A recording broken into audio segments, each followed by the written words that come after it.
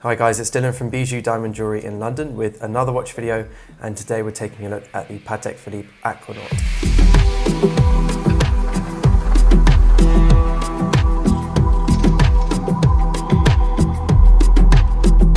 So as with all my other reviews, let's go back in time now and take a look at the history of the Aquanaut.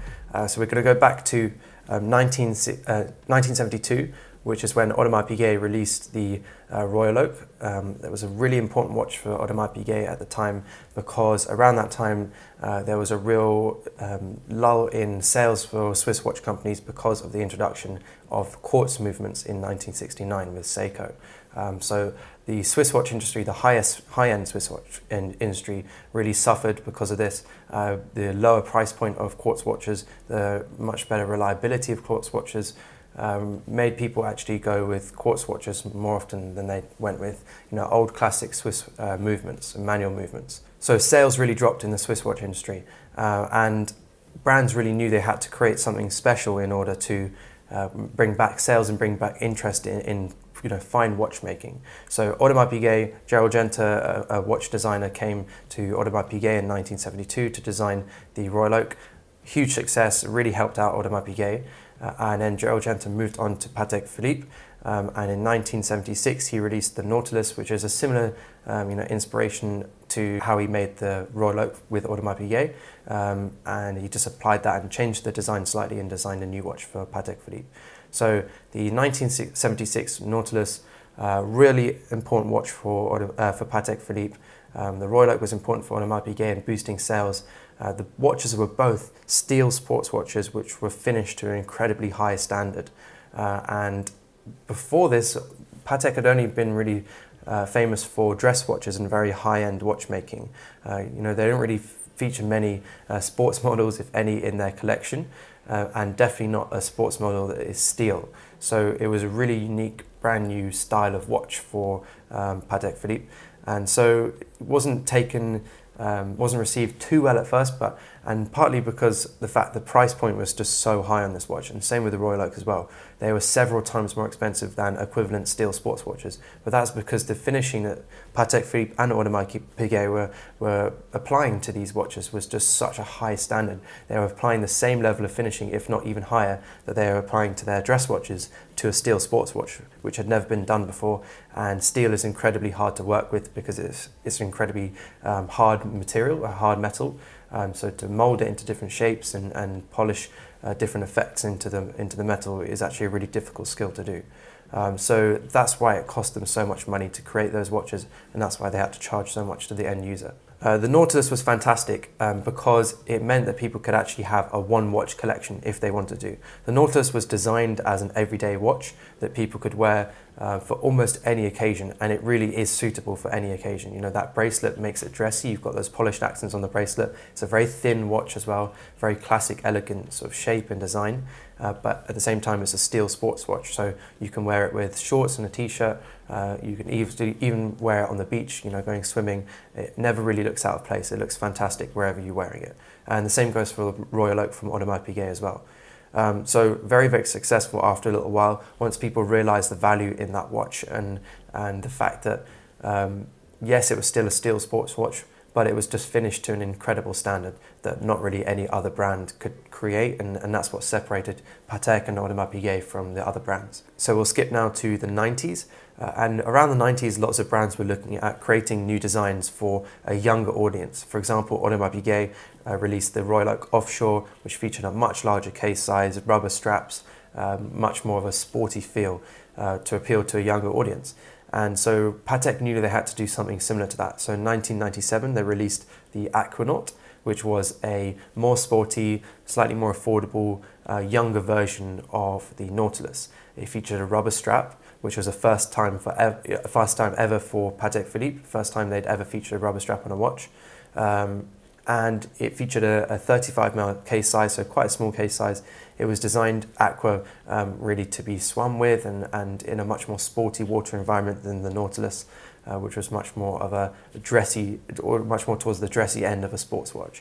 The Aquanaut was quite well received at first. It wasn't as popular as the Nautilus, but after a while people really responded to it, and realized its kind of worth in the collection. It wasn't really until the next few years that it actually became incredibly popular. But we'll just, before we get to that, we'll look at some of the models they released. So the 1997 first reference Aquanaut was the 5060. That featured a 35mm case size. Really cool watch. I think it's one of the coolest looking Aquanauts now, even still. The next watch they released was the reference 5065, which was a 38mm case size, so slightly larger. And then there's a few other models they released over the years.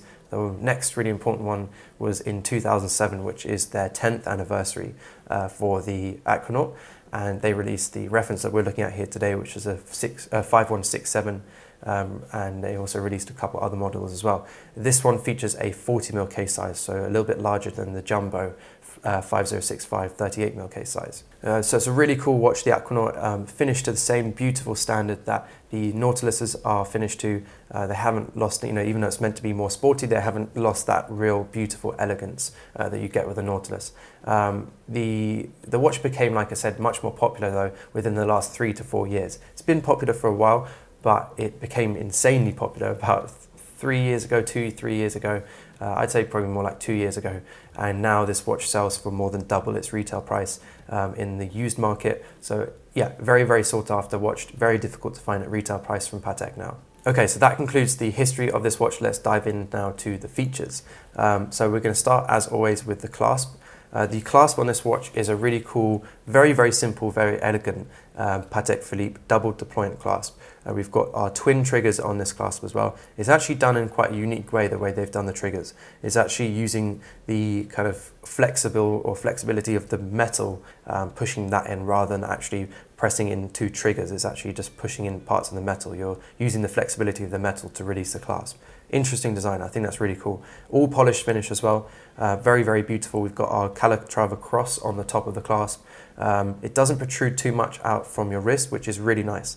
I think that's one of the things that puts me off sometimes about rubber straps and watches with straps, is that the clasp can sometimes protrude so far out that it ends up becoming a massive scratch magnet. But the brilliant thing about this is it doesn't protrude that much further than the rubber, but the best thing is it's so small. It's not a very long clasp like you see on, for example, the 42mm Yachtmaster in white gold. That's got a very long glide lock clasp, massive scratch magnet. This is very small, therefore shouldn't scratch quite as easily as, it wouldn't be as easy to scratch this watch as it is some other models. Moving now onto our rubber strap. Rubber strap on this watch is very, very beautiful. It's very nicely finished. It's definitely a high-end rubber strap. You can definitely feel the quality of this strap versus some other brands. For example, Hublot, sometimes their rubber straps feature some kind of nasty edges, on poorly finished edges on the strap. You can see some sort of fraying, and you don't have that at all on this Patek strap. I think it's probably one of the best rubber straps you will find on a rubber watch. It is very thin, which keeps it actually very comfortable. I don't think it's too thin that it might break. It just feels brilliant. We've got a similar pattern that we see on the dial, so they've continued that same motif across onto the strap. Nice little feature. It's not my favorite design on the outside. I think I'd prefer something a bit more plain than this, but nonetheless it does suit the style of watch and the dial really nicely.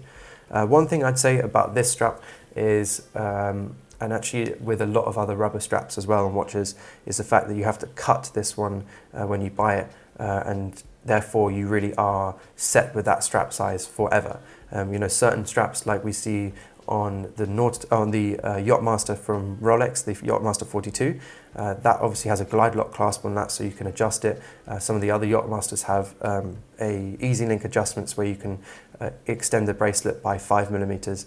I think that's really nice to have something like that, because at least with a bracelet you can put an extra link in or take a link out. Once you've cut that rubber strap, there's no going back. You have to stick with that size. So we often find that our clients go with a size that's slightly too big for them, and that ends up making the watch wear not quite as it's intended to look, and it really makes the watch not hug to your wrist like it should do. So I think that's sometimes a little bit of a shame with rubber straps like we see on this Aquanaut. I think if Patek could maybe look at creating some sort of easy link adjustment within the clasp of this watch, that would be brilliant. Okay, so let's move up now onto the case. We've got a beautiful case that at first glance looks very, very simple. Actually, when you look much closer, it's far more complex than you think. The actual lines on the watch are really interesting, and we also have beautiful combination of polished and brushed finish as well.